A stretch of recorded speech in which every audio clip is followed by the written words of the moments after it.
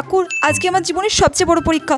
ছোটবেলা থেকে বাবা মা তো এটাই বলে এসেছে, জীবনের সব থেকে বড় পরীক্ষা মাধ্যমিক পরীক্ষা, টেস্ট শুরু হতে চলেছে। আমি তো বুঝতে পারছি না আমার পরীক্ষা কেমন হবে, কিন্তু বাবা মা তো বলে দিয়েছে টেস্টের রেজাল্ট দেখেই বুঝবে আমার পড়াশোনা কেমন চলছে। মাধ্যমিকের টেস্টের রেজাল্ট টাঙাবে, ফার্স্ট লিস্ট, সেকেন্ড লিস্ট এবং থার্ড লিস্ট।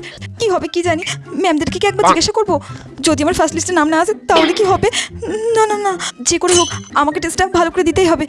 আমাদের লিস্টটা নাকি গেটের বাইরে টাঙায়, একদম রাস্তার সামনে, সবাই তো দেখতে পাবে। 3-4 দিন নাকি থাকে লিস্টটা। কি হবে আমি যদি কম নাম্বার পাই? না না, আমাকে টেস্টটা ভালো করে দিতে হবে। আমি তো প্রায় সবই পড়েছি ঠিকঠাক, সবই তো পারার কথা, কেন যেন ভয় লাগছে। আচ্ছা, আমি তো রেজিস্ট্রেশন কার্ডটা নিয়ে নিই, ওটা কি আজ থেকে নিয়ে যেতে হবে? আচ্ছা, প্রশ্ন কি বোর্ড থেকে করবে নাকি ম্যামরাই করবে? আমি কিচ্ছু বুঝতে পারছি না, কি যে টেনশন হচ্ছে, খুব ভয়ও করছে।